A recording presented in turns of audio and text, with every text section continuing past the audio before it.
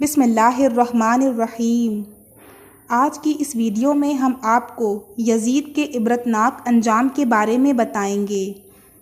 یزید وہ بدبخت شخص ہے جس کی پیشانی پر اہل بیت اطہار رضی اللہ عنہم کے بے گناہ قتل کا سیاہ داغ ہے اور جس پر ہر زمانے میں دنیائے اسلام ملامت کرتی رہی ہے اور قیامت تک اس کا نام تحقیر کے ساتھ لیا جائے گا۔ یہ بد باطن، سیاہ دل، نہایت موٹا، بدنما، بدخلق، بری عادتوں والا، فاسق، فاجر، شرابی، بدکار، ظالم، بے ادب، گستاخ تھا۔ اس کی شرارتیں اور بےہودگیاں ایسی ہیں جن سے بدمعاشوں کو بھی شرم آئے۔ حضرت سیدنا عبداللہ بن حنظلہ رضی اللہ تعالی عنہما نے فرمایا، خدا عز و جل کی قسم، ہم نے یزید پر اس وقت خروج کیا جب ہمیں اندیشہ ہو گیا کہ اس کی بدکاریوں کے سبب آسمان سے پتھر نہ برسنے لگیں۔ محرمات کے ساتھ نکاح اور سود وغیرہ منہیات حرام کاموں کو اس بے دین نے علانیہ رواج دیا، مدینہ طیبہ اور مکہ مکرمہ کی بے حرمتی کرائی۔ حضرت ابو درداء رضی اللہ تعالی عنہ سے روایت ہے، حضور نبی کریم صلی اللہ علیہ وآلہ وسلم نے فرمایا، میری سنت کا پہلا بدلنے والا بنی امیہ کا ایک شخص ہوگا جس کا نام یزید ہوگا۔ 59 ہجری میں حضرت ابو ہریرہ رضی اللہ تعالی عنہ نے دعا کی، یا رب عز و جل، میں تجھ سے پناہ مانگتا ہوں 60 ہجری کے آغاز اور لڑکوں کی حکومت سے۔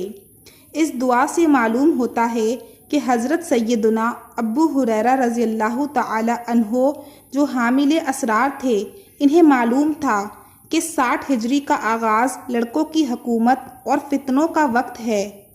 ان کی یہ دعا قبول ہوئی اور انہوں نے 59 ہجری میں بمقام مدینہ طیبہ رحلت فرمائی۔ واقعہ کربلا کے کچھ ہی دنوں بعد یزید ایک ہلاکت خیز اور انتہائی موذی مرض میں مبتلا ہوا۔ پیٹ کے درد اور آنتوں کے زخموں کی ٹیس یعنی تکلیف سے ماہی بے آب یعنی جس طرح مچھلی پانی کے بغیر تڑپتی ہے اس طرح تڑپتا تھا۔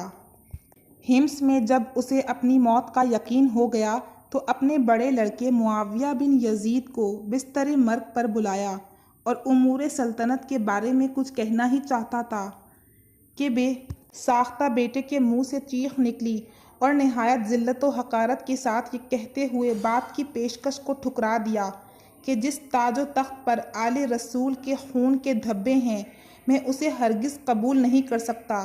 خدا اس منحوس سلطنت کی وراثت سے مجھے محروم رکھے جس کی بنیادیں نواسۂ رسول کے خون پر رکھی گئی ہیں۔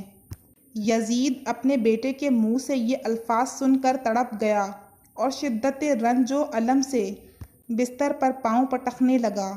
موت سے کچھ دن پہلے یزید کی آنتیں سڑ گئیں اور اس میں کیڑے پڑ گئے۔ تکلیف کی شدت سے خنزیر کی طرح چیختا تھا۔ پانی کا قطرہ حلق سے نیچے اترنے کے بعد نشتر کی طرح چبھنے لگتا تھا۔ عجیب قہر الہی کی مار تھی، پانی کے بغیر بھی تڑپتا تھا اور پانی پا کر بھی چیختا تھا۔ بالآخر اسی درد کی شدت سے تڑپ تڑپ کر اس کی جان نکلی۔ لاش میں ایسی ہولناک بدبو تھی کہ قریب جانا مشکل تھا۔ جیسے تیسے اس کو سپرد خاک کیا گیا۔ حضرت حسن بصری تابعی رضی اللہ تعالی عنہ سے روایت ہے، دنیا کی محبت ہر برائی کی جڑ ہے۔ یزید پلید کا دل چونکہ دنیائے ناپائیدار کی محبت سے سرشار تھا، اس لیے وہ شہرت و اقتدار کی ہوس میں گرفتار ہو گیا۔ اپنے انجام سے غافل ہو کر اس نے امام عالی مقام اور اپنے رفقا علیہم الرضوان کے خون ناحق سے اپنے ہاتھوں کو رنگ لیا۔ جس اقتدار کی خاطر اس نے کربلا میں ظلم و ستم کی آندھیاں چلائیں، وہ اقتدار اس کے لیے کچھ زیادہ ہی ناپائیدار ثابت ہوا۔ بد نصیب یزید صرف 3 برس 6 ماہ تخت حکومت پر شیطانیت کر کے ربیع الاول 64 ہجری کو ملک شام کے شہر حمص کے علاقے حوارین میں 39 سال کی عمر میں مر گیا۔ یزید پلید کی موت کا ایک سبب یہ بھی بتایا جاتا ہے کہ وہ ایک رومی نسل کی لڑکی کے عشق میں گرفتار ہو گیا تھا۔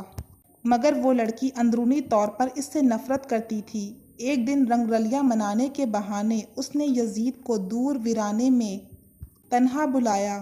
وہاں کی ٹھنڈی ہواؤں نے یزید کو بدمست کر دیا۔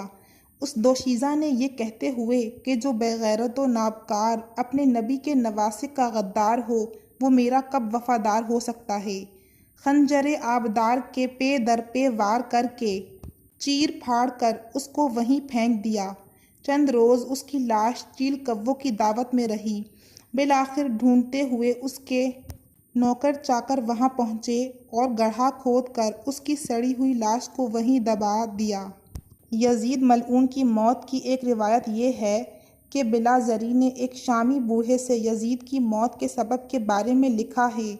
ایک دن یزید نے اپنے بندر کو وحشی خچر کی پشت پر بٹھایا اور خود بھی ایسی حالت میں کہ مست اور مدہوش تھا اس کے پیچھے دوڑنا شروع کر دیا کہ اچانک زمین پر گرا، گردن ٹوٹ گئی اور پھر کھڑا نہیں ہو پایا۔ حضرت ابن عباس رضی اللہ عنہما سے منقول ہے کہ انہوں نے کہا، یزید حوارین میں مستی کی حالت میں شکار کی غرض سے گھوڑے پر بیٹھا اور اس کے آگے وہ وحشی خچر دوڑ رہی تھی جس پر بندر بیٹھا ہوا تھا۔ اس کے پیچھے یزید نے اپنے گھوڑے کو دوڑایا اور یہ شعر پڑھا۔ یہ کہتے ہی وہ گھوڑے سے گرا اور گردن ٹوٹ گئی اور پھر اٹھ نہیں پایا۔